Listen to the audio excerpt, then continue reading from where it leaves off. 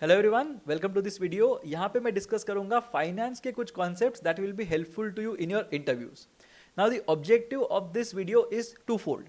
One, it will help you understand the kind of concepts that are there when it comes to finance, जिसको पढ़ के या समझ के you will be able to answer questions in your interviews in a better manner. दूसरी चीज ये है दैट अगर इस वीडियो के एंड तक पहुंच रहे हो और बहुत सारी चीजें समझ में आ रही हैं, then it tells me that you are interested in finance, so may be you should start thinking about finance as a career choice.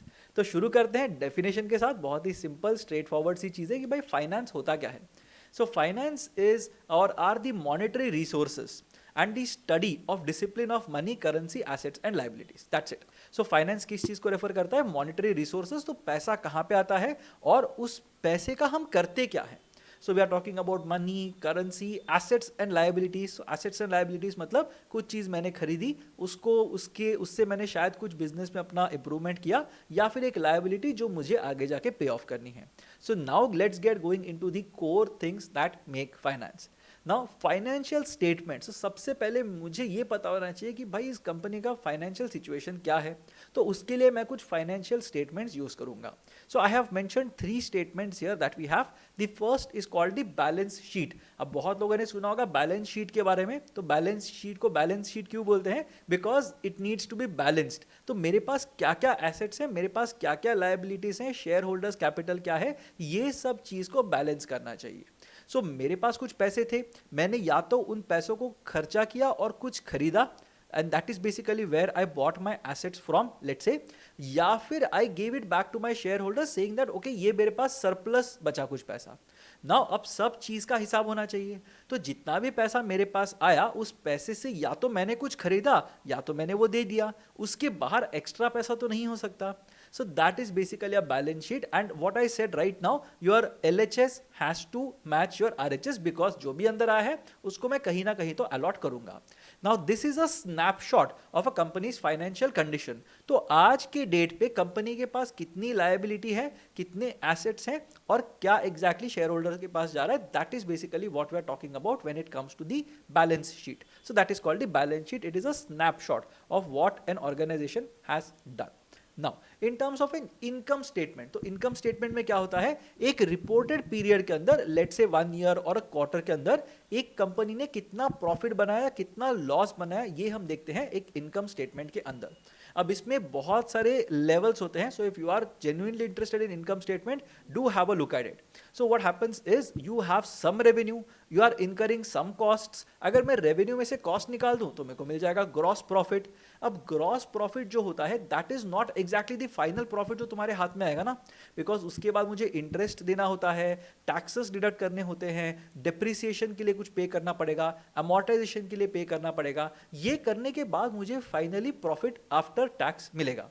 So you will have a gross profit that you are going to make, then you will have operating profit, and उसके बाद मैं अगर interest taxes निकाल देता हूं then you will basically get profit after tax. तो वो होता है पैट, जो अपना होता है net profit. So that is the income statement जो अपने को पूरा का पूरा फ्लो बताएगी कि कहां पे अपना पैसा खर्चा हो रहा है। Then if you look at the cash flow statement, ये तीसरी चीज होती है। अब कैश फ्लो के अंदर क्या है, as it says cash and flow.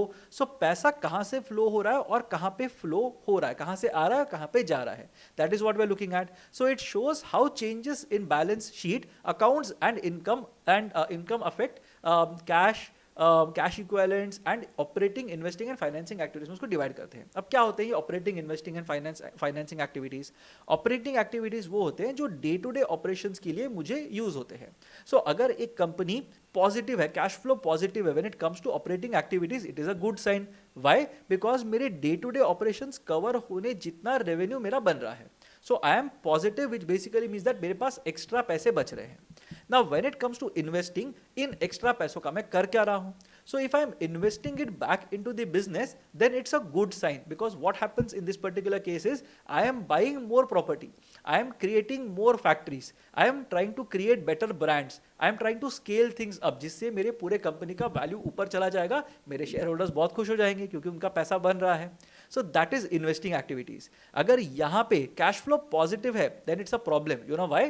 Because I am getting money into the system by selling my assets. तो मेरे जो एसेट्स हैं वो अगर बेच के मैं पैसा अंदर लेके आ रहा हूं, it means that I am not really looking at growth. So long term में having a positive investing cash flow वाला part is going to be not very exciting for the shareholders. अब तीसरी चीज होती है financing activities. Financing activities में क्या होता है, मैं अपने बिजनेस को फाइनेंस कैसे कर रहा हूं, मतलब मैं पैसा कहां से लेके आ रहा हूं. या तो मैं डेट उठा रहा हूं at a certain fixed rate of interest let's say, या तो मैं अपनी कंपनी से इक्विटी दे रहा हूं लोगों को which they can use and then their fortunes get tied with the fortunes of the company. ये हो सकता है. तो ये सारी होती है हमारी financing activities. Again your cash flow will say कि पैसा आ कहां पे रहा है टू सेटअप द बिजनेस, और पैसा जहां कहां पे रहा है, मैंने रीपेमेंट कैसे की हुई है. So again if I am keeping my business healthy, it basically means that I am also dealing with the financing activities properly. मेरे पास बहुत ज्यादा डेट इनकर नहीं हो रहे हैं, या फिर मैं बार बार अपने कंपनी के शेयर्स डाइल्यूट नहीं कर रहा हूं. So that tells me that it's a healthy company that we have. So these are financial statements that you get. अब फाइनेंशियल स्टेटमेंट्स के अंदर से you can also look at some financial ratios which will tell you कि company की health कैसी है. सो broadly मैंने इसको डिवाइड किया है 3 कैटेगरीज में. The first category is liquidity ratios. Liquidity ratios का क्या मतलब बना, एक सिंपल रेशियो होता है जिसको हम बोलते हैं करंट रेशियो लेट्स से. अब उसका मतलब क्या होता है कि मेरे पास कितने करंट एसेट्स हैं और कितनी मेरे पास करंट लायबिलिटी है, विच basically means in a very simple format, अगर आज के आज मुझे सारा का सारा अपना डेट देना पड़े तो क्या मैं वो दे पाऊंगा, क्या मेरे पास उतना लिक्विड कैश है that I am able to cover all my liabilities, वो है कि नहीं. अगर है तो गुड, तुम्हारी कंपनी के पास काफी सारे लिक्विड एसेट्स हैं, ये बोल सकते हैं. अगर नहीं है तो नॉट रियली गुड, बिकॉज कभी भी कुछ अगर हो जाता है you might end up in trouble. Having said that, अगर बहुत ज्यादा लिक्विडिटी है, even then it's a problem because you are sitting on a ton of cash doesn't mean that your company is going to do well in the future. अगर वो पैसा invest हो रहा है तो you are doing well. तो ये सारे रेशियोज होते हैं ना, उनको सिर्फ न्यूमेरिकली नहीं दे सकते कि अगर ये 1.2 है तो बहुत सही है और 0.7 है तो बहुत खराब है, ऐसे नहीं बोल सकते. It depends on the context. तो यहाँ पे कॉन्टेक्स्ट समझना बहुत जरूरी है, इसलिए हम लोग इंडस्ट्री के बारे में भी देखते हैं whenever we are looking at these ratios. But liquidity ratios क्या होते हैं ये एक समझ लेना. The next kind of ratios that you have is called profitability ratios. So compared to its sales or investments, कितना प्रॉफिट एक कंपनी बनाता है. इसका एक सिंपल एग्जांपल होगा the way in which you calculate ROI, return on investment. तो मैंने invest किए थे 1 लाख रुपए, अब मुझे मिल रहे हैं 1,20,000 रुपए, which means I am generating 20% interest और 20% प्रॉफिट ऑन माई इन्वेस्टमेंट. तो ये हो जाता है प्रॉफिटेबिलिटी वाला ratio. Of course the more profitable a company is, the better the business model is, the better is the मोट यू कैन से. तो ये सब चीजें काफी टाइड होती है एक कंपनी के फॉर्चून्स के साथ. Again the third thing is a very interesting concept called leverage. एक कंपनी कितने बोरोड मनी पे डिपेंडेंट है instead of its own money. Equity, equity मतलब एक कंपनी की कितनी इक्विटी है, उससे ज्यादा अगर वो डेट पे निर्भर है to run its business, then it's saying that it is leveraging itself. अब बहुत सारे लोग बहुत सारे कॉन्टेक्स्ट में लेवरेज को यूज करते हैं. So let's say for example I have some asset, उसको मैंने प्लेज कर दिया या मैंने एक डेट ले लिया from somewhere, I am using money that I don't possess, so I will have to give that money back and because of that it puts some pressure on my financial situation. तो अगर मेरा business model अच्छा है I will be able to finance my debt as well, but अगर मेरा business model अच्छा नहीं है then it becomes difficult for me. तो leverage works very well when it's taken in the positive sense, leverage works horribly when it works in the negative sense. तो बहुत ज्यादा multipliers होते हैं वहां पे. इट्स नॉट एग्जैक्टली दैट ठीक है थोड़ा प्रॉफिट और थोड़ा लॉस, ऐसा नहीं है. Everything gets amplified, your profits get amplified, your losses get amplified. अब यहाँ पे time value of money is the next concept I am going to talk about. Very very interesting concept. Just think about this example. Let's say your friend asks you for 5,000 rupees today. तुमने दे दिए 5,000 रुपए उसको. अब वो आता है 2 साल के बाद और बोलता है ये लो तुम्हारे 5,000 रुपए जो तुमने मुझे दिए थे. Is that a fair deal for you? Not really. Purely from a financial stand point ये तो डेफिनेटली सेंस नहीं बना, बिकॉज अगर वो 5,000 रुपए तुम फिक्स डिपॉजिट में भी रख देते एक बैंक के अंदर तो भी it would have generated some 10% interest in 2 years. But तुमने 5,000 रुपए जो आज दिए थे वही 5,000 रुपए तुमको वापस मिल गए. So it doesn't make any sense for you. So the basic of this particular context is money today is more valuable than money in the future because it can grow. तो 2 साल के बाद जो 5,500 रुपीज होंगे 10% interest के बाद, वो आज 5,000 रुपीज के इक्विवेलेंट है. So money today is more valuable. So today if someone gives you 5,500 you will be happy. But कोई तुमको आज 5,000 दे रहा है और 2 साल के बाद दे रहा है, तो you will prefer taking it today instead of 2 years later, because आज का उसका वैल्यू ज्यादा है. That is called time value of money. अब इसको कैलकुलेट कैसे करते हैं? बहुत ही सिंपल सा कॉन्सेप्ट है. You would have seen this formula somewhere. Future value is present value into 1 + r⁻n. अब यहाँ पे मैं बेसिकली बोल रहा हूँ कि कितने रेट ऑफ इंटरेस्ट पे मैं उसको इन्वेस्ट कर सकता था for so many years. You will see that this is nothing but compound interest का फॉर्मूला. सो यहाँ पे आई एम सेइंग दैट अगर मेरा पैसा 10% से ग्रो करेगा after 2 years, then 5,500 after 2 years is worth 5,000 rupees right now. So future value is present value into 1 + r⁻n. ये होता है मेरा time value of money. Now NPV and IRR बहुत इंपॉर्टेंट कॉन्सेप्ट है, बहुत ज्यादा लोग इसको यूज करते हैं, but you have to understand it in simplistic terms. तो थोड़ा इसको एक्सप्लेन करता हूं. मैं पहले डेफिनेशन बताता हूं, फिर I will try to give you a simple example. So how much interest am I earning on my investment, ये होता है मेरा क्वेश्चन. तो कितना इंटरेस्ट मुझे मिल रहा है. सो एनपीवी मुझे बताता है the profitability of a project by discounting future cash flows. अब ये लग रहा है डिस्काउंटिंग फ्यूचर कैश फ्लोज क्या होता है, डीसीएफ क्या होता है, ये बहुत ज्यादा डिफिकल्ट हो जाता है. I will explain to you with a simpler example. But NPV क्या बोलता है, भाई एक प्रोजेक्ट जो है ना प्रॉफिटेबल है कि नहीं है by discounting future cash flows. अब ये ना 2 मिनट के बाद बहुत अच्छे से समझ में आ जाएगा. So stay tuned. The next part is called IRR. IRR का मतलब क्या होता है, internal rate of return. The discount rate that makes NPV equal to 0. NPV मतलब profitability becomes 0. This is used to compare projects. तो भी क्या होगा ये हम लोग देखते हैं on the next slide. तो क्या होता है NPV and IRR? Let's say for example तुम्हारा business जो है ना वो year 1 में 10 लाख रुपया कमाता है, year 2 में 10 लाख रुपया कमाता है और year 3 में 10 लाख रुपया कमाता है. And your investment is 25 lakh rupees today. So is your business profitable or not? So अगर मैं बोलूं कि हाँ 30 lakhs तो तुमको मिल रहा है और 25 लाख तो तुमने इन्वेस्ट किए थे, तो 5 लाख का तो प्रॉफिट हो गया, agree. But are you making a profit? So now the question basically becomes, do you want to get 10 lakhs after the first year, 10 lakhs after the second year, or 10 lakhs after the third year, or I should give you 25 lakhs today itself? Think about it. अगर आज मैं 25 लाख देता हूं और उसको तुम 10% के interest पे कहीं पे इन्वेस्ट करते हो, after 1 year you are going to get 2.5 lakhs. After 2 years you are going to get 27.5 lakhs का 10%, that is 2.75 lakhs and so on. तो यार 30 लाख से तो ज्यादा ही कमा लोगे इन 3 years. So if your business is going to give you 10, 10, 10 and today I am going to give you 25 lakhs, you should choose the 25 lakhs वाला option because it ties with the time value of money वाला concept. Money today is more or more valuable compared to money in the future. So अगर तुम्हारा business 15 lakh कर रहा है, definitely you are beating the returns that you would have got and it's a good business proposition. But अगर 10 आ रहा है, it's not really a great business proposition. So NPV मुझे बताता है कि आगे जाके जो भी मेरे कैश फ्लोस आने वाले हैं उनको अगर मैं डिस्काउंट करके आज का वैल्यू देखूं तो मेरा बिजनेस प्रॉफिटेबल है कि नहीं है. Let's go back to the previous slide and see what we had written here. Measures the profitability of a project. मेरा प्रोजेक्ट प्रॉफिटेबल है कि नहीं है by discounting future cash flows. तो 10 लाख आज, 10 लाख 1 साल बाद, 10 लाख 1 साल बाद, does it make financial sense to me or not? That is basically what my NPV is trying to tell me. तो अभी आई होप समझ में आ गया कि डिस्काउंटिंग मतलब समझना है, इसको नेगेट करना है future cash flows and figure out whether it makes sense for you to get into that particular business or not. IRR on the other hand is what is your return on investment. काफी straight forward है, कितना percentage return on investment मिल रहा है. तो एक business है जो तुमको 10% दे रहा है रिटर्न ऑन इन्वेस्टमेंट और दूसरा बिजनेस तुमको 12% रिटर्न ऑन इन्वेस्टमेंट दे रहा है at an equal amount of risk. You will definitely choose the 12% वाला बिजनेस. अगर एक बिजनेस तुमको 10% दे रहा है लो रिस्क, दूसरा बिजनेस तुमको दे रहा है 20% high risk, now it comes to your risk appetite. So again there is no one number IRR का जो बहुत अच्छा होगा या फिर NPV जो बहुत अच्छा होगा, अमेजिंग होगा, ऐसा नहीं है. You have to understand the context as well. Finance के अंदर context बहुत ज्यादा इंपॉर्टेंट होता है. It's not black and white जैसे लोगों को लगता है. So let's move on to the next concept. It's called cost of capital. तो अगर मैंने कैपिटल ले लिया है to run a business, what exactly is the cost of that capital? तो कुछ तो मुझे कॉस्ट लगेगा ना, ऐसे ही थोड़ी मुझे लोग फ्री में इंटरेस्ट फ्री लोन देते रहेंगे. सो क्या कॉस्ट होता है कैपिटल का देख लेते हैं.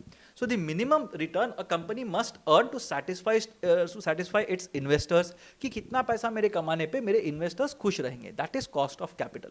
नाउ वैक जो हम बोलते हैं, WACC, that is weighted average cost of capital. जैसे हमने वेटेड एवरेज का फॉर्मूला पढ़ा था क्वांट के अंदर, वही यहाँ पे फॉर्म है. It's E/V into RE plus D/V into RD into 1 - TC. अब ये क्या होता है, ये RD, RE, EV, D, TC क्या होता है देखते हैं एक बार. E इज इक्विटी, कितना इक्विटी मैंने लिया हुआ है. D इज डेट, कितना डेट मैंने लिया हुआ है, या कितना चीज मैंने, कितना कैपिटल मैंने डेट पे लिया हुआ है. V is the total capital that exists. RE is the cost of equity, कितना कॉस्ट मुझे देना पड़ रहा है because I have given some part of it on equity, कितना मुझे डेट के लिए कॉस्ट देना पड़ रहा है. And tax rate. अब टैक्स रेट को मैं डेट के अंदर क्यों डाल रहा हूं, बिकॉज अगर मैं कोई चीज डेट पे उठा रहा हूं और उस पर अगर मैं कुछ इंटरेस्ट दे रहा हूं, मुझे मिलता है tax benefit, because of which in this formula we have written E/V into RE plus D/V into RD into 1 - TC. अगर देखोगे तो वेटेड एवरेज ही है.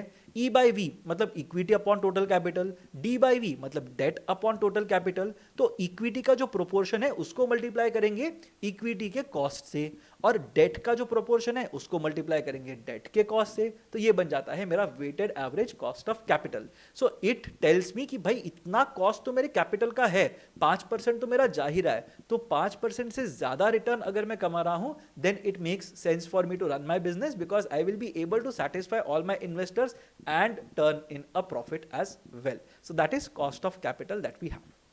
फिर होता है कैपिटल बजटिंग. अब कैपिटल बजटिंग बहुत ही सिंपल सा कॉस्ट है. Where to invest your capital. तो भाई पैसा तो बहुत सारा मेरे पास आ गया, अब मैं उस पैसे का करूंगा क्या, कहां पे मैं इन्वेस्ट करूंगा. तो यहां पे I need to understand NPV and IRR. Basically I need to understand कि आज अगर मैं पैसा एक प्रोजेक्ट में डालता हूं तो 5 साल के बाद मुझे क्या मिलेगा उसका रिटर्न, और अगर मैं दूसरे प्रोजेक्ट में डालता हूं तो 5 साल के बाद क्या मिलेगा मुझे उसका रिटर्न. तो ये चीजें मेरे लिए बहुत इंपॉर्टेंट है. That's why capital budgeting is important. I have to use the concepts of NPV and IRR to figure out which budgeting system or which kind of investment makes more sense to me. तो ये मेरे लिए बहुत important हो जाता है. Then we have something called as CAPM, Capital Asset Pricing Model. अब यहाँ पे रिस्क वर्सेस रिटर्न हम देखते हैं. सो क्या होता है CAPM? Again where to invest your capital. हम लोग ट्राई टू फिगर आउट करते हैं कि भाई कहाँ पे मुझे इन्वेस्ट करना चाहिए और पैसा मुझे कहाँ से मिलेगा.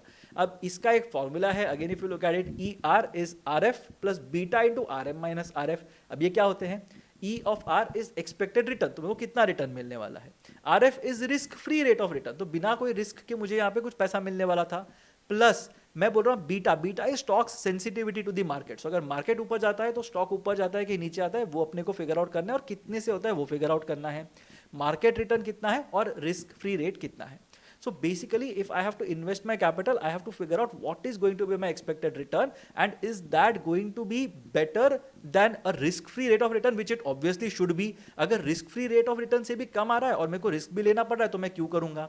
सो लेट्स से फॉर एग्जांपल मेरे पास 2 ऑप्शन है इन्वेस्ट करने के. As I mention earlier as well, मेरे को 20% रिटर्न मिल रहा है, but then again it's a very high risk proposition as well.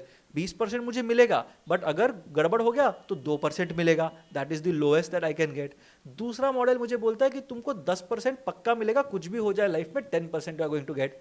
Now are you going to go for that 20% और 2% वाला स्कीम और 10% वाला स्कीम. अब depends on your risk appetite. तुम्हारे पास बहुत पैसा है, बोलोगे यार 20% हो तो वेरी गुड, 2% हो तो भी चलेगा, nothing to lose, you might go for that one.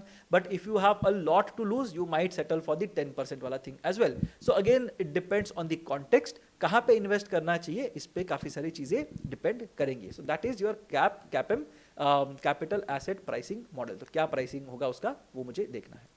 Leverage. Now leverage, as I said, is a dangerous proposition जहाँ पे we are saying that we will try to buy things with the money that we don't have. तो यहाँ पे अगर मेरे gains होते हैं तो वो एम्पलीफाई हो जाएंगे, और अगर मेरे लॉसेस होते हैं तो वो भी एम्पलीफाई हो जाएंगे. So this is the use of debt to amplify returns. मैं किसी से कुछ लोन ले रहा हूँ just to make sure that I get more money.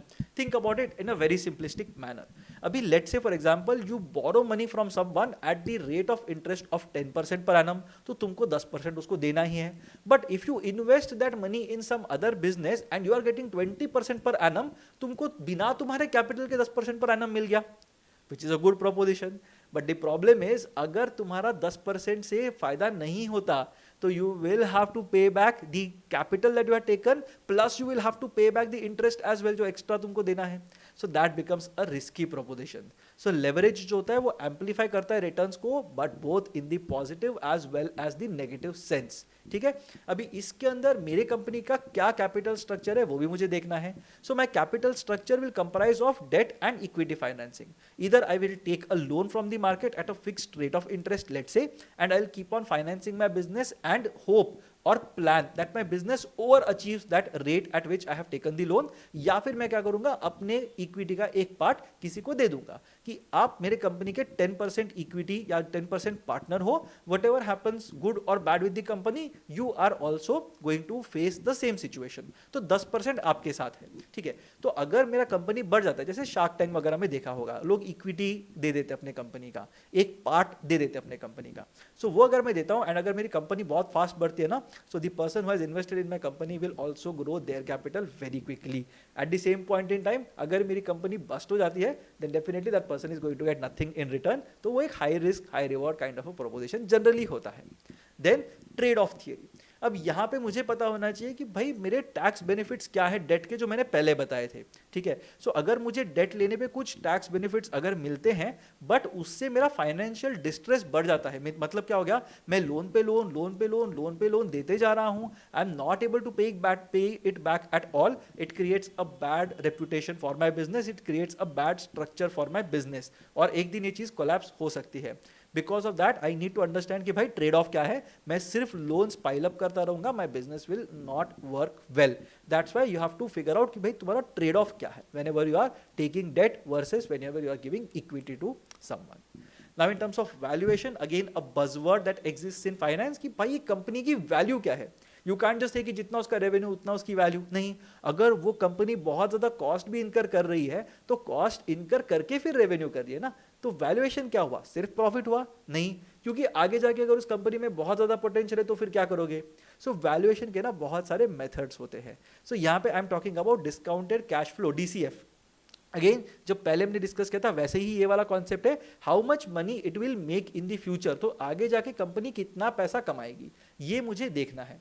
सो आगे जाके अगर एक कंपनी आई से लेट्स से फॉर एग्जांपल आज मेरे पास एक कंपनी है but I know that that company is going to do amazing business later, तो मेरा जो वैल्यूएशन होगा उस कंपनी का वो आज के मेरे प्रॉफिट के 5 टाइम्स 7 टाइम्स हो सकता है, which is basically what happened in case of a lot of startups when it came to covid वाला टाइम, जहां पे स्टार्टअप्स बहुत बूम हो रहे थे ना, तो वहां पे वैल्यूएशंस बहुत ज्यादा हाई हो गए थे बिकॉज एवरीबडी थॉट दैट इसमें बहुत ज्यादा पोटेंशियल है.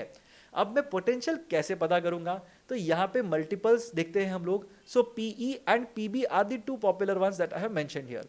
अब पीई होता है प्राइस टू अर्निंग्स. अब प्राइस टू अर्निंग्स का मतलब क्या है, let's say for example that I am asking you to pay me 10 lakh rupees to own a part of a business, let's say, और अब बिजनेस हर साल 1 लाख का प्रॉफिट जनरेट कर रहा है.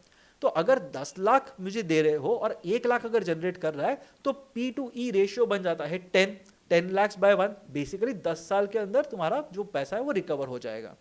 दूसरी कंपनी है लेट्स से फॉर एग्जांपल, वो बोलती है भाई मैं तुमको दूंगा in a way I will say that 30 years के अंदर तुम्हारा रिकवर हो जाएगा. तो मैं बोलता हूं भाई तुम्हारा पीई रेशियो 30 है, which one will you choose, PE of 10 और पीई ऑफ 30. जो थीम मैं पहले से बोल रहा हूं यहां पे भी एप्लीकेबल है, कॉन्टेक्स्ट मैटर्स अ लॉट. अब कुछ जगह पे तुमको लगेगा यार सस्ते में कंपनी मिल रही है तो ले लेते हैं, बट इट्स नॉट नेसेसरी. कुछ प्रॉब्लम होगा ना जिसकी वजह से वो सस्ते में वैल्यूएशन चल रहा है उसका, आगे जाके अगर प्रॉब्लम होगा तो फिर क्या कर लोगे. So then a higher valuation might be preferable, but higher valuation में ज्यादा पैसा देके क्यों लोगे, बिकॉज कल क्या होगा तुमको पता ही नहीं है. So context is very important here. P by B again it means profit to book ratio. So basically I am trying to, और price to book ratio आता है, तो price to book value. तो भाई कंपनी की value है 50 लाख की, but company वाले तुमको बोल रहे हैं मेरे को 1 करोड़ रुपए दे दो, तो फिर क्यों तुम उसको 1 करोड़ जस्टिफाई, कैसे तुम जस्टिफाई कर सकते हो. सो अगर मैं बोल रहा हूँ P to B value greater than 1 है, then you are paying more, you are paying a premium to acquire that company.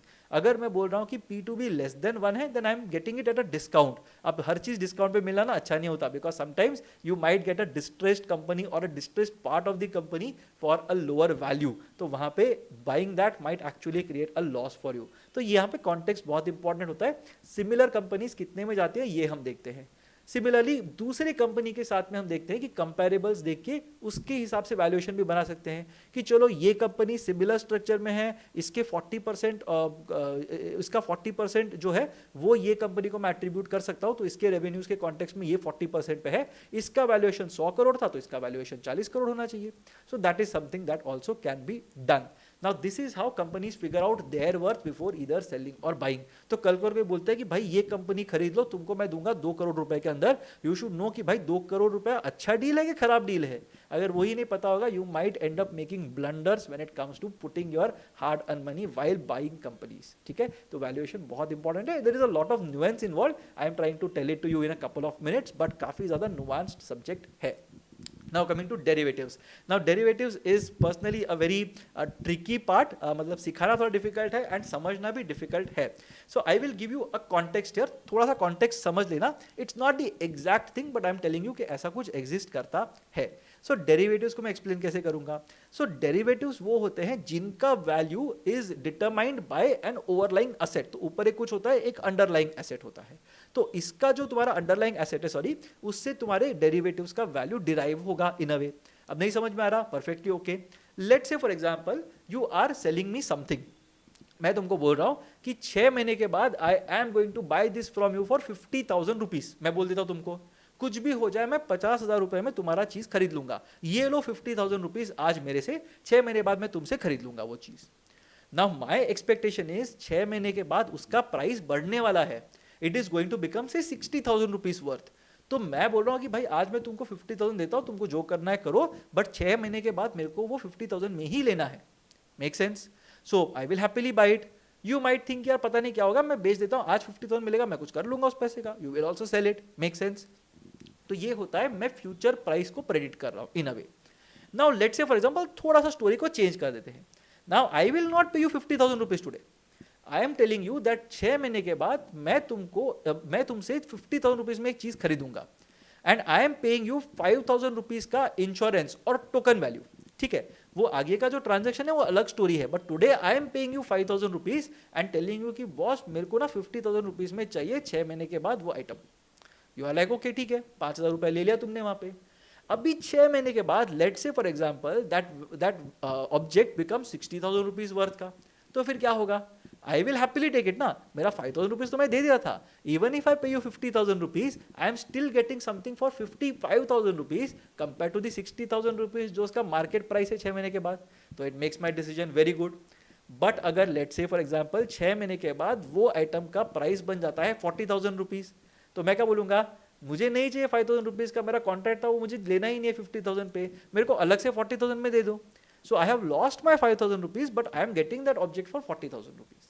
That is called options, because यहाँ पे तुम्हारे पास एक option है to buy it at 50,000. If that option makes sense to you, buy it for 50,000. If it does not make sense to you, don't buy it. तो वो optional हो जाता है. It's not mandatory. इसके साथ में you also have something called as forwards and swaps. Forwards जो होते हैं वो private agreement होते हैं, और swaps जो होते हैं उसको मैं बताऊंगा अभी थोड़े टाइम में. सो फ्यूचर्स क्या होते हैं? Locking in a price for the future, जो मैंने पहले बताया. कुछ भी हो जाए 6 महीने के बाद I am going to buy it from you for 50,000 rupees. ये लो 50,000 rupees, end of the story. You have to sell it to me for 50,000 rupees 6 महीने के बाद. Second, forwards, private agreement for the future. Similar concept, यहाँ पे बहुत ज्यादा use नहीं करते, but you can just understand it in principle. Third thing, options, the right but not the obligation to bye और सेल. तो मैंने 5,000 रुपीज तुमको टोकन दे दिया, वो टोकन एंटाइटल्स मी.